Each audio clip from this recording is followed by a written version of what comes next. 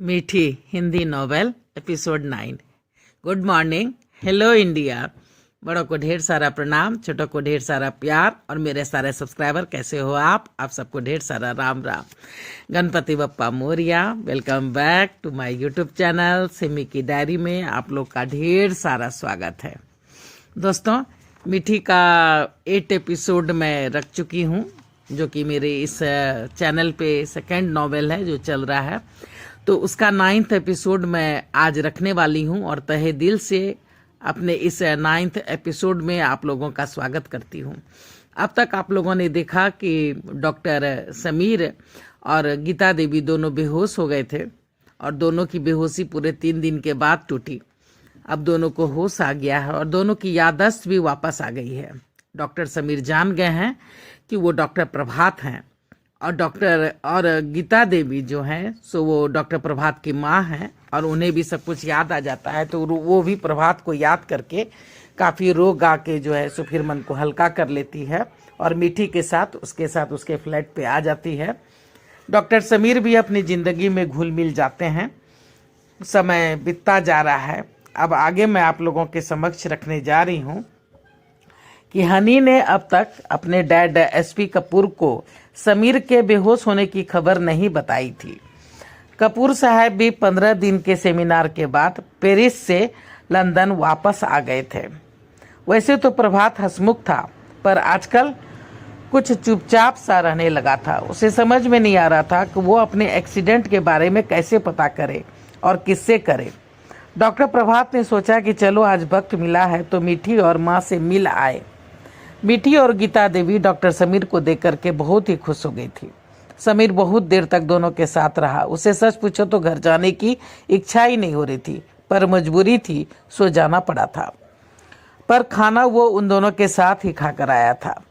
गाड़ी में आते वक्त वो उन दोनों के बारे में ही सोचता रहा था। उसकी आंखें बार बार भर आ रही थी। वो बहुत ही मुश्किल से अपने आप को संभाले हुए था। उसका दिल चिक चिक कर कह रहा था उससे कि उन दोनों को सब कुछ सच सच बता दो, लिपट कर माँ के गले लग जा, ताकि उस दुखियारी के दिल को कुछ राहत मिले। पर वो चाह करके भी ऐसा नहीं कर पा रहा था। प्रभात ने तय कर रखा था कि वो बिल्कुल घर में सामान्य बना रहेगा, ताकि अगर घर में से कोई इस साजिश में शामिल हो तो वो सतर्क ना हो जाए। वो अपनी ड्यूटी भी पूरी तरह से निभा रहा था। प्रभात बार बार उस जगह, उस लोकेशन पर जा रहा था जहाँ की उसका एक्सीडेंट हुआ था, ताकि वो उस एक्सीडेंट के बारे में कुछ पता कर सके। वो आसपास के दुकानों में भी इस बारे में पूछताछ कर रहा था, पर 8 साल बीत चुके थे। लोग इस भागदौड़ जिंदगी में आगे बढ़ चुके थे। किसी को भी कुछ भी बताने में कोई भी दिलचस्पी नजर नहीं आ रही थी। एक दिन प्रभात की हिम्मत जवाब दे चुकी थी। वो काफ़ी थक चुका था, इसलिए वहीं पास के पार्क में जाकर बैठ गया था। तभी एक बुजुर्ग उसके पास आया। Hello hello, are you Indian? Yes. मैं बैठ जाऊं तुम्हारे पास? यस श्योर, बैठिए। कुछ परेशान लग रहे हो? जी, मैं रोज इस वक्त इस पार्क में आता हूँ, तुम्हें देख रहा हूँ। रोज आते हो, सबों से पूछताछ भी करते हो। आखिर बात क्या है? क्या मैं तुम्हारा कुछ हेल्प कर सकता हूँ? जी। प्रभात का चेहरा खिल उठा था। आप मुझे जानते हैं? नहीं। ओह, मैं एक एक्सीडेंट के बारे में पता लगाने की कोशिश कर रहा हूँ। एक्सीडेंट? कौन सा एक्सीडेंट? कहीं तुम 8 साल पहले हुए उस एक्सीडेंट के बारे में तो नहीं पूछ रहे हो? अरे हाँ, बिल्कुल ठीक समझा आपने। क्या आप कुछ बता सकते हैं? हाँ, मैं उस दिन भी यहीं इसी पार्क में बैठा हुआ था। अपने पोते को स्कूल ड्रॉप करके लौटा था। थक गया था। मेरी तबीयत कुछ ठीक नहीं लग रही थी, इसलिए मैं बस का इंतजार न करके यहाँ कुछ देर बैठने का सोच यहाँ बैठा हुआ था। और अच्छा हुआ था कि यहाँ बैठा हुआ था, वरना अगर वहाँ सड़क पर खड़ा रहता तो शायद आज मैं भी इस दुनिया में नहीं रहता, क्योंकि मैं जस्ट वहीं पर खड़ा था कुछ देर पहले जहाँ वो भयंकर एक्सीडेंट हुआ था। क्या? हाँ, मुझे आज भी एक एक बात याद है। काफ़ी बुरा दिन था वो लंदन शहर के लिए। एक बड़ी सी क्रेन के कारण वो एक्सीडेंट हुआ था। 10 गाड़ियां पलट गई थी। कितने ही राह चलते इंसान दुर्घटनाग्रस्त हो गए थे। 2-3 दुकानें तो बिल्कुल टूट फूट गई थी। करीब 10 लोगों की मृत्यु हो गई थी। 12 इंसान घायल हुए थे। घायल सभी यात्रियों को यहीं पास के हॉस्पिटल नानावटी में दाखिल किया गया था। कुछ तो वहां पहुंचते ही चल बसे थे, कुछ की मृत्यु तो यहीं घटनास्थल पर ही हो गई थी। बाद में पेपर और न्यूज से पता चला था कि उस एक्सीडेंट में नानावटी हॉस्पिटल के ऑनर के जमाई भी दुर्घटनाग्रस्त हुए थे। उन्हें ठीक होने में 6 से 8 महीने लग गए थे। पूरे 12 लोगों में से एक उन्हीं की जान बची थी, वो भी पैसों की बदौलत। उन्हें अमेरिका ले जाया गया था। और कुछ नहीं, इससे ज़्यादा तो हमें नहीं पता है। हाँ, अगर आपको और जानकारी चाहिए तो आप यहीं पास के न्यूज एडिटर का ऑफिस है, लंदन न्यूज रीडर नाम है उस ऑफिस का, आप वहाँ जाकर पूछताछ कर सकते हैं। उनके यहाँ काफ़ी पुराने रिकॉर्ड्स होते हैं, अपने न्यूज़पेपर के भी और अदर्स न्यूज़पेपर के भी। थैंक्स अंकल, आपने मेरी काफ़ी मदद की। बाय बाय बेटा। डॉक्टर प्रभात ने किसी को भी कानो कान इस बात की खबर नहीं होने दी थी कि वो डॉक्टर समीर नहीं बल्कि डॉक्टर प्रभात है, और उसे सारी बातें याद आ गई है।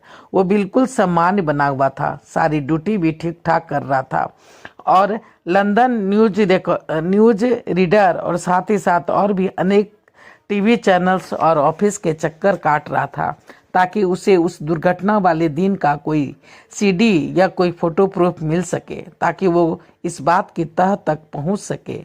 उसने काफ़ी ट्राई किया था पर उसे कोई भी क्लू नहीं मिल रहा था। उसकी हिम्मत टूटने लगी थी, पर उसने अपने टूटते हिम्मत को बरकरार रखा था। एक दिन प्रभात अपने सारे काम निपटा कर तेजी से हॉस्पिटल से निकलना चाह रहा था कि तभी पीछे से डॉक्टर हनी की आवाज़ सुन चौंक पड़ा। समीर, जरा रुको। हाँ बोलो, कहाँ जा रहे हो, कहाँ रहते हो आजकल, इतनी हड़बड़ी में हो, क्या बात है? चलो थोड़ी देर बैठो, मुझे तुमसे कुछ बात करनी है। ठीक है, दोनों बैठ जाते हैं। देर रात घर आते हो, कहाँ रहते हो आजकल? ना साथ में खाना पीना, ना ही कोई गपशप। कुछ बात है क्या? प्रभात तिलमिला उठा, कहीं इसे शक तो नहीं हो गया? आज उस बूढ़े कर्मचारी ने बुलाया था, कुछ बताने को कह रहा था, शायद कुछ पता चल पाता, पर लगता है अब नहीं जा पाऊंगा। कुछ सोच रहे हो? हाँ, कुछ नहीं, मैं आज रात की फ्लाइट से न्यूयॉर्क जा रही हूँ। वहाँ भैया को 2-4 ऑपरेशन में सपोर्ट करना है, फिर पेरिस जाना है मेडिसिन सेमिनार के लिए। कुछ नए मेडिसिन इजाद हुए हैं, उस पर रिसर्च होना बाकी है। कुछ मीटिंग्स वगैरह होंगे, कुछ स्पीच भी देना है। वापसी में बच्चों को भी बोर्डिंग से लाना है, उनकी छुट्टियां हो रही है, बच्चों की छुट्टियां शुरू हो रही है। बहुत सारे काम हैं और जनाब आप हैं कि मेरे लिए आपके पास तो वक्त ही नहीं है।